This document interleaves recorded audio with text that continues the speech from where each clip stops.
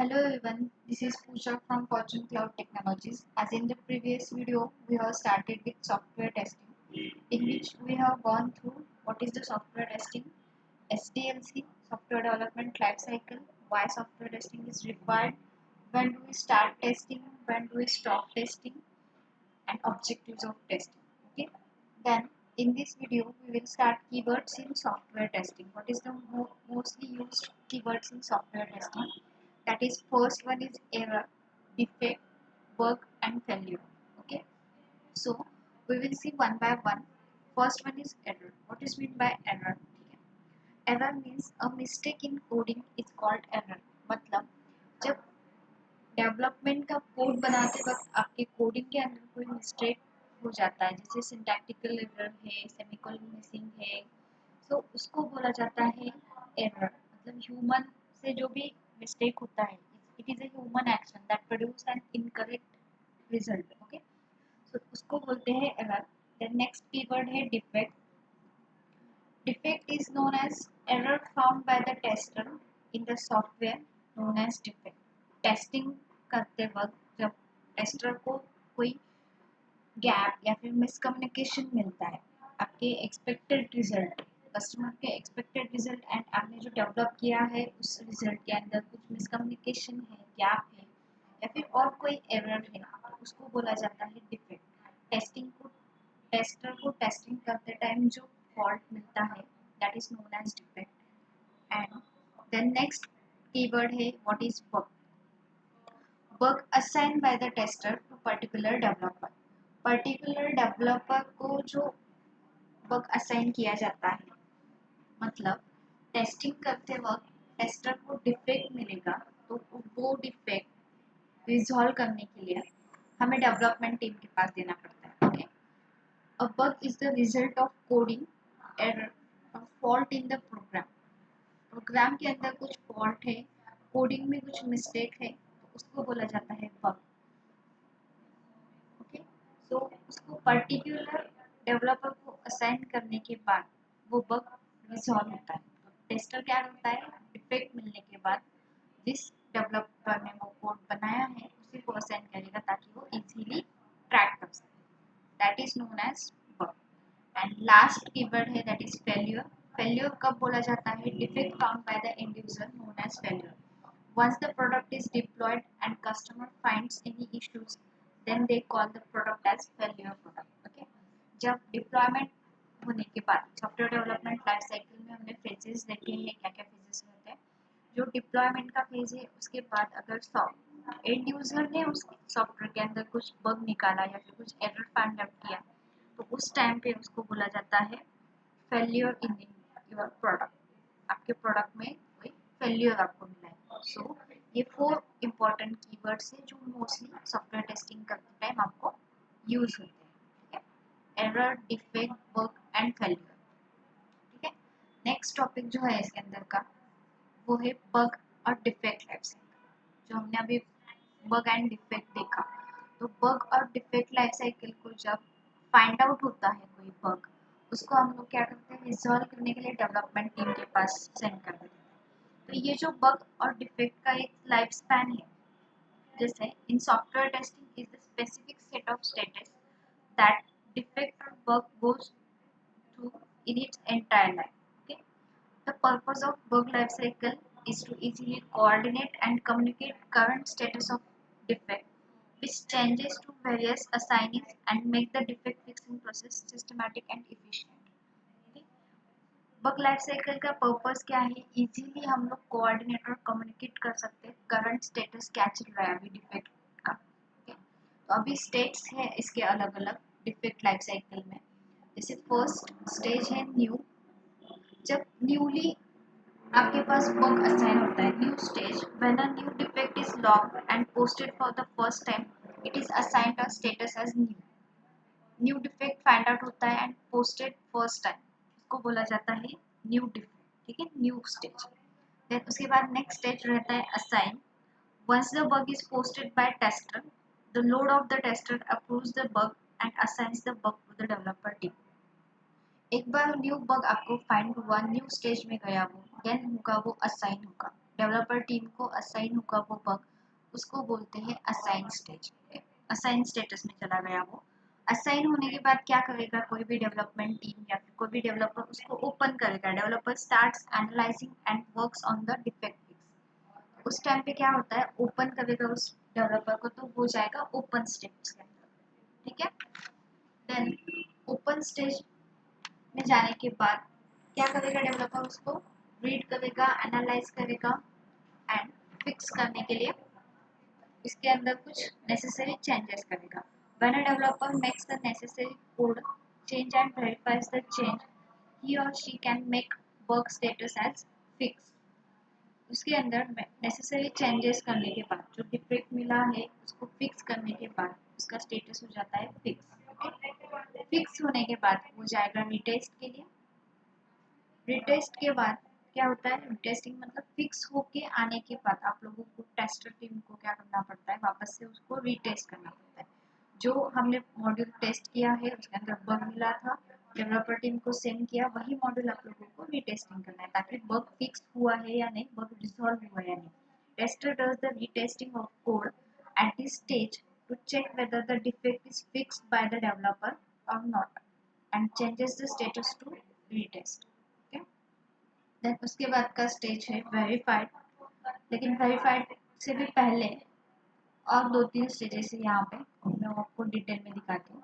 ये होता है आपका पूरा bug life cycle. Okay, retest होने के बाद रीओपन स्टेज में जाएगा। क्यों जाएगा रीओपन स्टेज में? If the bug persist even after the developer has fixed the bug, the tester changes the status to reopen, once again the bug goes through the life cycle. Retest होने के बाद अगर bug properly resolve हुआ है तो वो जाता है वेरीफाइड स्टेज में। वेरीफाइड मतलब नो बग और no issue is found. Retest होने के बाद प्रॉपर्ली सॉल्व हुआ है तो वेरीफाइड होगा and then last stage is closed. But test होने के बाद भी अगर वापस से वही प्रॉब्लम आपको ऑकर हो रहा है तो उस टाइम पे वो जाता है reopen stage. If the bug persist even after the developer has fixed the bug, developer ने बग फिक्स करने के बाद भी वही बग आपको अगर मिल रहा है तो उस केस में वो जाता है रीओपन में एंड रीओपन में जाने के बाद open to fixed to retest verified and close. ये लूपिंग स्टेट में घूमता रहता है जब तक आपका बग प्रॉपर्ली रिजॉल्व नहीं होता। ओके, देन वेरीफाइड स्टेज कब होता है? The tester retest the bug after it got fixed by the developer. If there is no bug detected in the software, then the bug is fixed and the status is verified. And last one है, if the bug is no longer exist, then tester assigns the status closed. Okay, लेकिन open stage से पहले आप लोगों को और 3 stages को divide करना पड़ता है, ठीक है। ओपन करने के बाद जब न्यूली बग असाइन होता है, न्यू स्टेज में जाएगा, देन किसी पर्टिकुलर डेवलपर को असाइन होगा। ओपन करने के बाद अगर वो बग डुप्लीकेट है, डुप्लीकेट मतलब if the defect is repeated twice or the defect corresponds to the same concept of the bug, the status is changed to duplicate. अगर डेवलपर ने किसी बग को ओपन किया और वही बग ऑलरेडी किसी ने रेज किया है, वही कंसेप्ट ऑलरेडी किसी ने असाइन किया है किसी और टेस्टर ने, तो उस टाइम पे वो डेवलपर डुप्लीकेट स्टेट के अंदर इस बग को इन्वॉल्व कर सकता है, ठीक है। डुप्लीकेट के बाद वो डायरेक्टली क्लोज हो जाता है। देन उसके बाद है rejected. If the developer feels the defect is not a genuine defect, then it changes the defect to rejected. Open करने के बाद अगर डेवलपर को लगता है कि this is not a genuine defect और this is a mismatch miscommunication of tester side, so that's why this defect is occurred. So that's why developer is in developer is in defect is in rejected state. Okay, so that defect is directly closed. Okay, and last one point here, that is default. If the present bug is not of a prime priority and if it is expected to get fixed in the next release, then status default is assigned to such bugs.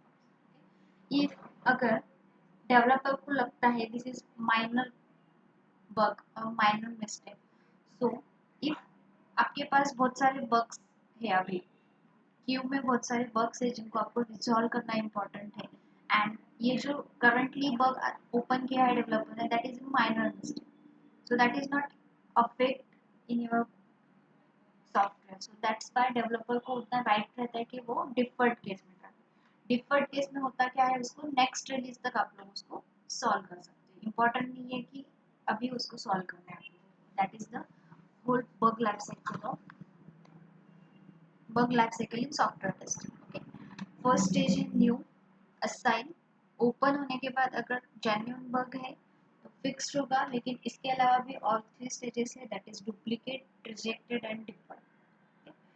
If same concept is occur then duplicate stage में जाएगा। अगर developer को लग रहा है कि वो bug नहीं है तो रिजेक्टेड स्टेज में जाएगा। एंड इफ माइनर मिस्टेक है, स्मॉल मिस्टेक है, जैसे ज़्यादा इम्पोर्टेंट नहीं है अभी सॉल्व करना, उसके लिए आपके पास टाइम है, आप लोग नेक्स्ट रिलीज तक उसको सॉल्व कर सकते हो, तो वो जाएगा डिफर्ड केस में एंड वो रिलीज होगा एंड वो सॉल्व होगा नेक्स्ट रिलीज तक। ठीक है, मतलब आपका जो भी नेक्स्ट रिलीज है वो खत्म होने तक ये बग सॉल्व होता है। ठीक है, देन ये है आपका पूरा bug life cycle. Next concept है priority, priority and severity. Okay, अब ये कंसेप्ट किससे रिलेटेड है, जो हमने अभी बग लाइफ साइकिल देखा, तो बग लाइफ साइकिल में आप लोगों को जो सॉफ्टवेयर टेस्टर का काम ही होता है बग फाइंड आउट करना। ओके, सो बग फाइंड आउट करने के बाद उसको जो रिजॉल्व करते हैं हम लोग, रिजॉल्व करने के लिए जो टाइम यहाँ पे दिया गया है, टाइम एंड जो भी बग लाइफ साइकिल का एक लाइफ स्पैन है, सो वो किसके ऊपर से डिसाइड होता है, that is priority and severity. Priority is defined as the order in which a defect should be fixed, and the higher the priority, the sooner the defect should be resolved. Priority means the defect's effect on the defect's urgency of repair.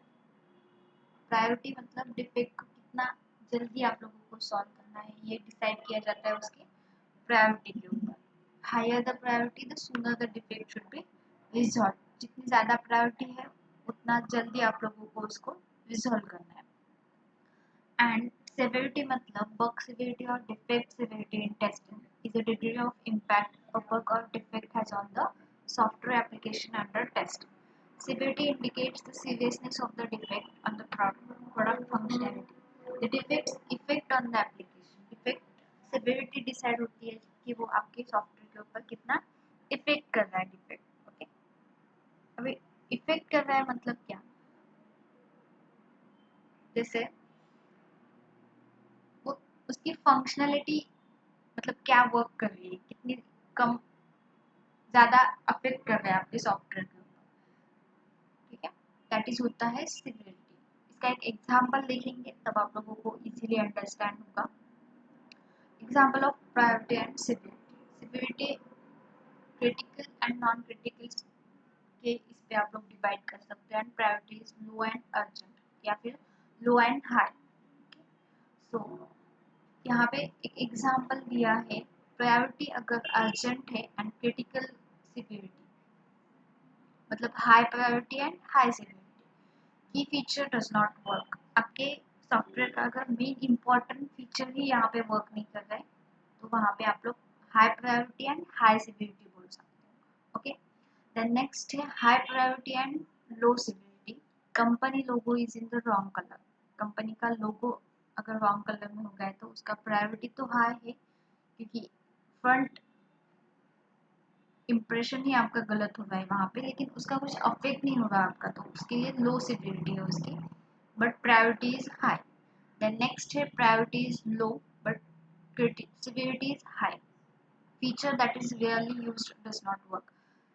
एक link है rarely use होने वाला, okay, privacy notice है या फिर rarely use होने वाला link है, वो अगर काम नहीं कर रहा तो उसकी प्रायोरिटी तो लो है, लेकिन कभी ना कभी कोई यूजर उसको यूज कर सकता है, that is severity is critical. And last one है low priority and low severity, low priority and not non critical severity. Okay, the caption on an image is written in the wrong font, आपका software का जो image है उसके अंदर का जो caption है वो रॉन्ग फॉन्ट में हो गया है, सब सही है बट रॉन्ग फॉन्ट में हो गया है, तो उसका इफेक्ट भी कुछ ज़्यादा नहीं हो रहा है, उसकी प्रायोरिटी भी हाई। ओके, सो अगर इस एग्जांपल से आप लोगों को ज़्यादा नहीं समझ में आए तो और एक एग्जांपल है हमारे पास, वो देख लेते हैं। फर्स्ट 4 कैटेगरीज में प्रायोरिटी एंड सिवियरिटी डिवाइड किया गया है यहाँ पे। First one is high severity and high priority. अभी high severity and high priority कब बोला जाता है?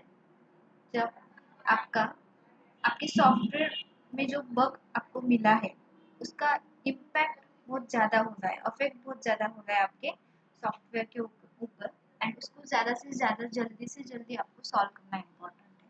ठीक है, तो वो कैसे? अभी आप लोगों को सभी को amazon.com का साइट पता है, okay? You log into your amazon.com account, add items to the cart and click the proceed to checkout button. You make the payment and the system crashes. Okay?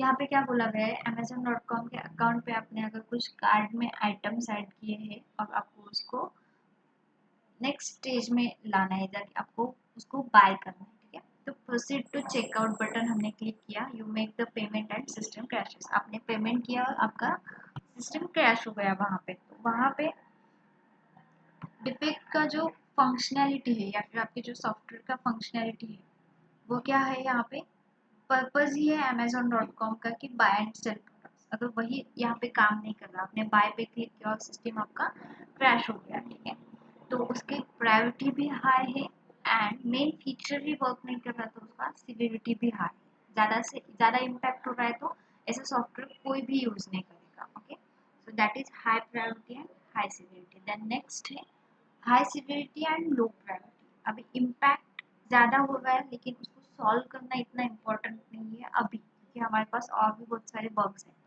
Suppose the tester clicks on the privacy notice hyperlink at the bottom of the amazon.com homepage and the page is not displayed. Okay.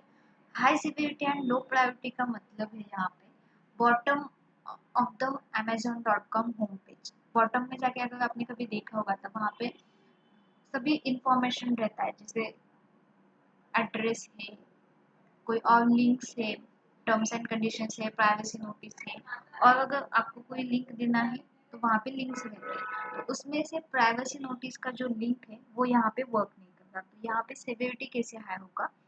This defect will be of high severity because the functionality is not working. Privacy notice एक link है, link पे जाके आपको privacy जो उसके बारे में related information है वो आप लोग देख सकते हो, लेकिन वही वर्क नहीं कर रहा, so functionality is not working, that's why severity is high.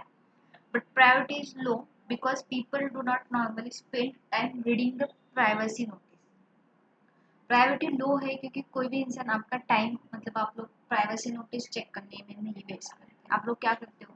हम लोग क्या करते हैं, amazon.com पे क्यों जाते हैं? कोई भी प्रोडक्ट बाय एंड सेल करने के लिए, वही अपना काम कर लेते हैं, बाय कर लेते हैं एंड क्लोज कर देते हैं ऐप को। ओके, सो दैट्स व्हाई उसका प्रायोरिटी लो है, आप लोग उसको नेक्स्ट रिलीज तक भी सॉल्व कर सकते हैं। The next third है low severity and high priority. Suppose that in the Amazon.com website, the logo is displayed as Amazon.com, AMAZN.com. Okay, with the letter O missing, this defect does not affect the buying, selling, or any other functionality in any way. So that's why severity is low. कोई भी affect वहाँ पे नहीं हो रहा है आपके software के ऊपर, so severity is low है वहाँ पे। Okay. Severity is low, but a mistake in the company logo affects the brand identity and impacts the user experience. Severity high है, but वो brand आपके brand के ऊपर affect कर सकता है, and user का जो भी मतलब user experience जो है आपका वो भी यहाँ पे कम हो जाएगा। That is priority is high. That's why bug को ज़्यादा जल्दी solve करना important है, but उसका severity is low है क्योंकि आपके बाकी के features as it is work कर रहे हैं, सिर्फ spelling mistake हुआ है यहाँ पे। एंड देन लास्ट वन है लो सिवियरिटी एंड लो प्रायोरिटी। मतलब यहाँ पे अभी ज़्यादा इम्पैक्ट भी नहीं कर रहा वो आपके सॉफ्टवेयर के ऊपर, एंड उसकी वजह से कुछ फंक्शनलिटी भी आपके मतलब क्लोज नहीं हुई है, बट प्रायोरिटी भी लो है उसकी। जैसे suppose the tester clicks on the conditions of use hyperlink at the bottom of the amazon.com homepage if there is an alignment issue in the text displayed or if there is a spelling mistake in the content displayed. Okay, priority भी उसका लो है and severity भी लो है because इसका कुछ affect भी ज़्यादा नहीं होना है एंड कंडीशंस ऑफ यूज, ये मतलब ज़्यादा लोग उसको यूज भी नहीं करेंगे, कोई भी मतलब कंडीशंस उसके नहीं देखता है। Okay, real because the priority is low because people rarely read this page and it does not impact the user experience. User experience पे भी कुछ ज़्यादा अफेक्ट नहीं होने वाला, क्योंकि रियरली रीड करते हैं कोई भी पर्सन्स कंडीशंस एंड यूज को। ओके, एंड उसका कुछ अफेक्ट, कुछ फंक्शनैलिटी भी उसकी अफेक्ट नहीं करती इसकी वजह से। ठीक है, सो ये 4 कैटेगरीज है सॉफ्टवेयर वर्क का जो प्रायोरिटी एंड सिवियरिटी डिसाइड होगा, इस 4 कैटेगरी में हम लोग उसको डिवाइड कर सकते हैं। ये है priority and severity. Okay, then next है डिफेक्ट कैटेगराइजेशन। ये स्मॉल डिफेक्ट कैटेगराइजेशन मैंने इस स्लाइड में दिखाया है, जैसे सिवियरिटी एंड प्रायोरिटी। सिवियरिटी का जो कैटेगराइजेशन किया जाता है वो critical, high, medium and low, इस कैटेगरी में आप लोग उसको डिवाइड कर सकते हो। And priorities P1, P2 and P3। okay? P1 मतलब fix before next build to test, next build test करने से पहले आपको उसको फिक्स करना पड़ता है। P2 मतलब fix before the final release, final release तक उसको फिक्स करना है आप लोगों को। एंड P3 मतलब we probably want get to this but we want to track them anyway, हम लोग उसको सॉल्व करने का मतलब इम्पोर्टेंट नहीं है, बस उसको ट्रैक करते रहना है आप लोगों को। ओके, तो ये रहता है P1, P2 and P3। Critical मतलब the software will not run, critical मतलब बहुत ही क्रिटिकल केस में है जिसकी वजह से सॉफ्टवेयर ही रन नहीं कर रहा। हाई मतलब unexpected fatal errors. Medium, a feature is malfunctioning. Low मतलब एक सिंपल कॉस्मेटिक इश्यूज है, that is the low. Then next topic हम लोग देखेंगे यहाँ पे सॉफ्टवेयर टेस्टिंग लाइफ। स्टार्टिंग में हमने स्टार्टिंग का जो वीडियो है उसमें देखा है सॉफ्टवेयर डेवलपमेंट लाइफ साइकिल। जैसे सॉफ्टवेयर बनाते वक्त, डेवलप करते वक्त आप लोग एक पूरा लाइफ साइकिल यहाँ पे कंप्लीट करते हो, वैसे ही सॉफ्टवेयर टेस्टिंग का भी एक लाइफ साइकिल है। जैसे एक सॉफ्टवेयर टेस्टिंग लाइफ साइकिल क्या होता है वो हम लोग देखेंगे स्टार्टिंग में, क्यों यूज होता है उसका। Software testing life cycle is a sequence of specific activities conducted during the testing process to ensure software quality goals are met. एक सीक्वेंशियल स्पेसिफिक एक्टिविटीज हम लोग इस सॉफ्टवेयर टेस्टिंग लाइफ साइकिल के थ्रू परफॉर्म करते हैं, जिसकी वजह से जो आपका software quality goals find out करने का जो टास्क है वो यहाँ पे कंप्लीट हो जाता है। ठीक है, then software testing consist of a series of activities carried out methodologically to help certify your software product. Each activity of software testing is carried out in a planned and systematic way, and each phase has different goals and deliverables. हर एक activity जो है software testing का जो process है first stage to last stage, वो systematic and plan पे से अगर आप लोग करोगे, आपका जो डिफरेंट गोल्स एंड डिलीवरेबल्स का जो टास्क है वो यहाँ पे इजीली हम लोग उसको एक प्लान मैनर में कंप्लीट कर सकते हैं। That is the software testing life cycle. ये है सॉफ्टवेयर टेस्टिंग लाइफ साइकिल। जैसे हमने सॉफ्टवेयर डेवलपमेंट लाइफ साइकिल में फेजेस देखे थे, वैसे ही सेम यहाँ पे फेजेस थे। That is the 6 phases in software testing life cycle. First one है रिक्वायरमेंट एनालिसिस। इससे पहले मैं आप लोगों को एक बात बताती हूँ, कोई भी फेज या फिर कोई भी टेस्टिंग का जो फर्स्ट फेज है उसके पहले हर एक फेज का entry criteria and exit criteria decide किया जाता है। एंट्री क्राइटेरिया मतलब entry criteria gives the prerequisites item that must be completed before testing can begin. कोई भी प्रीरिक्विजिट डेटा, प्रीरिक्विजिट इंफॉर्मेशन जो है लोगों को कंप्लीट गेन करना पड़ता है टेस्टिंग स्टार्ट करने से पहले, उस फेज में जाने से पहले। एंड उसका एग्जिट क्राइटेरिया होता है exit criteria defines the items that must be completed before testing can be concluded.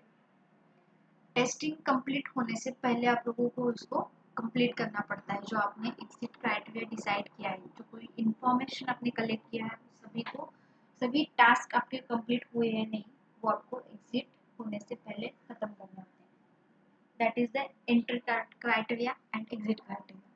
Okay, तो फर्स्ट पेज है रिक्वायरमेंट एनालिसिस। और रिक्वायरमेंट एनालिसिस में क्या करते हैं हम लोग? In this step quality assurance team understand the requirement in terms of what we will testing and figure out the scope of testing.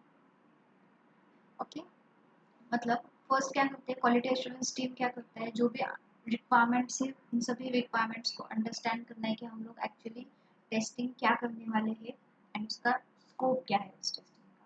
Okay, scope मतलब एक क्राइटेरिया डिसाइड करना है कहाँ से कहाँ तक टेस्टिंग करना है।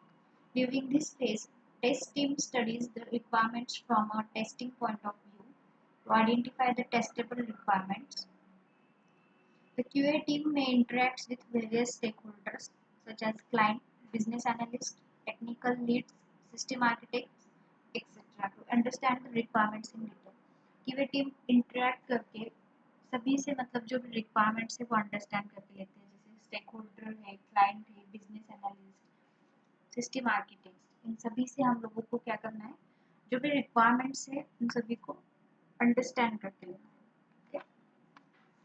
इसके अंदर एक्टिविटीज क्या क्या परफॉर्म होते हैं? Prepare the list of questions और queries and get resolve from business analyst. जो भी आपके क्वेश्चंस है, क्वेरीज है, उन सभी को आपको रिजॉल्व करके लेना है बिजनेस एनालिस्ट से, ताकि आप लोगों को सॉफ्टवेयर का एप्लीकेशन या फिर यूज जो है समझ में आ जाए। Then make out the list of what all types of test perform like functional, security and performance testing. Okay, define the testing focus and priorities. List down the test environment details where testing activities can be carried out. Testing focus and priorities decide करने हैं। Test environment details list down करने हैं ताकि आप लोग उस testing activity को perform कर सकें। तो ये होता है आपका requirement analysis phase. Requirement understand करके लेने हैं, कहाँ से कहाँ तक स्टार्ट टेस्टिंग करना है, क्या टेस्टिंग करना है एक्चुअली में, वो आप लोगों को इस रिक्वायरमेंट एनालिसिस में समझ में आएगा। देन नेक्स्ट स्टेज है टेस्ट प्लानिंग। नेक्स्ट फेज में क्या होगा यहाँ पे? It is a phase in which a senior QA manager determines the test plan strategy along with efforts and cost estimates for the project. उस project के लिए क्या क्या प्लान बनाना है, टेस्ट प्लान स्ट्रैटेजी, एफर्ट्स क्या लेने हैं, कॉस्ट एस्टिमेट्स क्या लगने वाला है, moreover the resources, test environment, test limitations and testing schedule are also determined activities। मतलब यहाँ पे टेस्टिंग शेड्यूल करते हैं हम लोग, test environment, then preparation of test plan, document for various types of testing, test tool selection हो गया, test effort estimation है, रिसोर्स प्लानिंग एंड डिटरमाइनिंग है, ट्रेनिंग अगर किसी को रिक्वायरमेंट है किसी टीम मेंबर को, तो ये सभी टेस्ट प्लानिंग फेज में होता है। जो टीम लीडर है आपका, जो क्यूए मैनेजर है आपका सीनियर, वो यहाँ पे वो सभी टेस्ट प्लान स्ट्रैटेजी जो है यहाँ पे बनाता है। ठीक है, दैट इज द ट्रेनिंग अगर किसी को रिक्वायर्ड है, किस टीम मेंबर को क्या टास्क असाइन करना है। एट द एंड इस टेस्ट प्लानिंग फेज का एग्जिट क्राइटेरिया क्या होगा? टेस्ट प्लानिंग फेज कंप्लीट होने से पहले आपके पास टेस्ट प्लान और स्ट्रैटेजी डॉक्यूमेंट रेडी चाहिए। ये है वर्क टेस्ट प्लानिंग। देन उसके आगे नेक्स्ट फेज है टेस्ट केस डेवलपमेंट का। यहाँ पे अभी एक्चुअल आपका जो वर्क है, जो टेस्टिंग हम लोग करते हैं मैनुअल टेस्टिंग, तो मैनुअल टेस्टिंग में क्या होता है, टेस्ट केस डेवलप करने पड़ते हैं आप लोगों को। In this phase involves the creation, verification and rework of test cases and test after the test plan is ready. Test plan बनाया है आपने, उसके ऊपर से आपको बनाने हैं test cases. Initially, the data is identified, then created and reviewed. Okay. The QA team starts the development process of test cases for individual units. QA team क्या करेगा यहाँ पे? हर एक इंडिविजुअल यूनिट के लिए टेस्ट केसेस बनाने के लिए यहाँ पे प्रोसेस स्टार्ट हो जाएगा। Create test cases, automation script if applicable. अगर आप लोग ऑटोमेशन को यूज कर रहे हैं तो ऑटोमेशन स्क्रिप्ट रेडी होगा, लेकिन हम लोग यहाँ पे मैनुअल टेस्टिंग पढ़ रहे हैं, so that's why created test case in manually. Okay, at the end last इसका एंट्री क्राइटेरिया है टेस्ट केसेस के लिए। आप लोगों को क्या क्या इन्फॉर्मेशन चाहिए, उसका प्लान आपके पास रेडी होना चाहिए, एंड उसका एग्जिट क्राइटेरिया है। एट द एंड उस मॉड्यूल के लिए हर टाइप के टेस्ट केसेस आपके पास रेडी होने चाहिए। पॉजिटिव टेस्टिंग है, नेगेटिव टेस्टिंग है, और ऑल टाइप्स ऑफ टेस्टिंग, जो हम लोग टेस्टिंग के टाइप्स आगे पढ़ने वाले हैं अभी। देन नेक्स्ट फेज है test environment setup. This stage is that decides the software and hardware conditions under which a work product is tested. It is one of the critical aspects of the testing process and can be done in parallel with the test case development phase. इस case में इस stage में क्या होता है, decides the software and hardware conditions under which a work product is tested. Software and hardware conditions जो है यहाँ पे इस केस में हम लोग डिसाइड करते हैं टेस्ट इन्वायरमेंट सेटअप। मतलब आपका जो सॉफ्टवेयर कौन से इन्वायरमेंट में वर्क करने वाला है, जैसे उसके लिए सॉफ्टवेयर डिवाइसेस क्या क्या लगने वाले हैं, सॉफ्टवेयर एप्लीकेशंस क्या लगने वाले हैं, हार्डवेयर डिवाइसेस क्या क्या लगने वाले हैं, तो उनका सभी का सेटअप आपके पास रेडी होना चाहिए, तभी आप लोग उसके लिए टेस्टिंग परफॉर्म कर सकते हो। सो एक्टिविटीज क्या क्या परफॉर्म होंगे इसके अंदर, understands the required architecture environment setup and prepare hardware and software requirement list for the test environment, set up test environment and test data। okay? उसके लिए क्या अलग से सॉफ्टवेयर इम्पोर्टेंट है, कौन सी ऑपरेटिंग सिस्टम इम्पोर्टेंट है, ये सभी आप लोगों को डिसाइड करना पड़ता है, या फिर पहले से ही वर्क करके रखना पड़ता है। टेस्ट इन्वायरमेंट सेटअप रेडी होना चाहिए आपका, ठीक है, ताकि इसका एग्जिट क्राइटेरिया होगा environment ready with test data setup.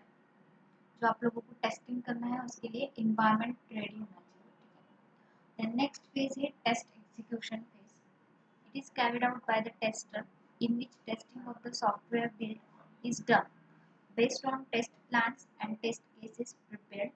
The process consists of test script execution, test script maintenance and bug reporting. Test execution में जो भी आपने टेस्ट केसेस डेवलप किए हैं उन सभी को आपको एग्जीक्यूट करना पड़ता है as per plan. Execute test cases as per plan, document test results and log defects for failed cases. जो फेल्ड केसेस है आपके पास उसके लिए क्या बग मिला है तो उस बग का रिपोर्टिंग है, रिपोर्टिंग टास्क बनाना, रिपोर्टिंग के डॉक्यूमेंट्स बनाना, map defects to test cases in RTM, defect को मैप करना है या फिर आपके जो भी रिक्वायरमेंट्स है उनके साथ आपके टेस्ट केसेस मैप करने हैं इन आरटीएम में। आरटीएम रिपोर्ट्स क्या है, आरटीएम क्या है, डॉक्यूमेंट वो हम लोग देखने वाले। Details the defects fixes, track the defects to closure, defect close हुआ है या नहीं, कहाँ पे एक्सेस हुआ था, वो सभी होता है इस टेस्ट एग्जीक्यूशन में। इसका एग्जिट क्राइटेरिया है completed RTM with execution status, test cases updated with results, defect reports. जो हमने टेस्ट केसेस बनाए हैं वो अपडेट करने हैं यहाँ पे विथ रिजल्ट, पास है फेल है, ये होता है टेस्ट एग्जीक्यूशन में। डिफेक्ट मिला है तो डिफेक्ट का रिपोर्ट रेडी होना चाहिए। इस डिफेक्ट का रिपोर्ट होता है, उसका डॉक्यूमेंटेशन होता है डिफेक्ट का, ओके। तो ये सब होता है टेस्ट एग्जीक्यूशन। जो टेस्ट केसेस आपने डेवलप किए हैं उनको आपको एज पर प्लान एग्जीक्यूट करके देखना है, ठीक है। एंड लास्ट स्टेज है सॉफ्टवेयर टेस्टिंग लाइफ साइकिल का, that is test cycle closure, okay. Test cycle closure में क्या होता है, this phase is a completion of test execution which involves several activities like test completion reporting, collection of test completion matrices and test results, okay. Testing team members meet, discuss and analyze which type of testing we will perform, okay? हम लोगों ने क्या क्या testing किया है, क्या उसके अंदर हमें डिफिकल्टीज आई है, टेस्टिंग आर्टिफैक्ट्स क्या आए हैं, स्ट्रैटेजीज क्या क्या यूज किए थे हमने, इन फ्यूचर हमें किस सब्जेक्ट का या फिर किस टॉपिक्स के ऊपर ज़्यादा ध्यान देना है, जो इस टॉपिक में हमें ज़्यादा डिफिकल्ट हुआ है, इन फ्यूचर उस आइडियाज़ को हम लोग कैसे इजीली एक्सेस कर सकते हैं, ये सभी डिस्कस होता है टेस्ट साइकिल क्लोजर रिपोर्ट में। This phase is completion of test execution which involves several activities. इसके अंदर कंप्लीट एग्जीक्यूशन जो दिया है आपके टेस्ट का वो इंक्लूडेड है, that is test completion reporting है, collection of test completion matrices, test result है, testing team members meet discuss करते हैं यहाँ पे कि हमने क्या क्या टेस्टिंग स्ट्रैटेजीज अप्लाई किए हैं।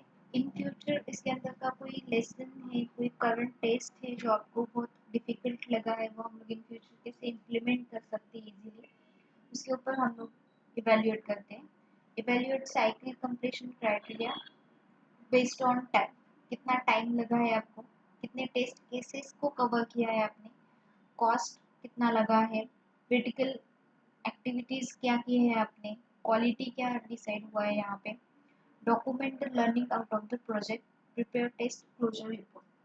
अगर कोई भी इस टेस्ट साइकिल क्लोजर रिपोर्ट को पढ़े तो आप इजीली मतलब उस पर्सन को समझ में आना चाहिए कि इस सॉफ्टवेयर के अंदर या फिर इस मॉड्यूल के अंदर आपने क्या क्या टेस्टिंग किया है, कितने टेस्ट केसेस बनाए थे उस मॉड्यूल के लिए, कितने रन हुए हैं, कितने पास हुए हैं टेस्ट केसेस, कितने फेल हुए हैं, ये सभी समझ में आना चाहिए टेस्ट साइकिल क्लोजर रिपोर्ट की तरह। मतलब एक उसका एंट्री क्राइटेरिया क्या रहता है, कंप्लीशन, डॉक्यूमेंटेशन, ओके। जो आपका डॉक्यूमेंटेशन वो कंप्लीट होना चाहिए। उसका एग्जिट क्राइटेरिया रहता है at the end test cycle closure report ready होना चाहिए। जैसे आप लोग कोई भी सॉफ्टवेयर का, कोई भी एप्लीकेशन का अगर आपने कॉलेजेस में प्रोजेक्ट किया है तो आपको रिपोर्ट पता होगा। रिपोर्ट में आपने कितने टाइम तक उस प्रोजेक्ट के ऊपर काम किया है, टीम मेंबर्स कौन कौन थे, कौन सा वर्जन यूज़ किया है, क्या सॉफ्टवेयर हार्डवेयर जो डिवाइसेस उनको यूज़ किया है, वो सभी मेंशन रहता है टेस्ट साइकिल क्लोजर रिपोर्ट में। मतलब ये नॉन टीम के बाहर का भी कोई पर्सन अगर उसको रीड करे तो समझ में आना चाहिए कि क्या क्या आपने इसके अंदर वर्क किया। तो ये 6 फेजेस है सॉफ्टवेयर टेस्टिंग लाइफ साइकिल के। फर्स्ट वन है requirement analysis, test planning, test case development, test environment setup, test execution and last one is test cycle closure. Okay, next topic में हम लोग levels of testing and types of testing cover करेंगे।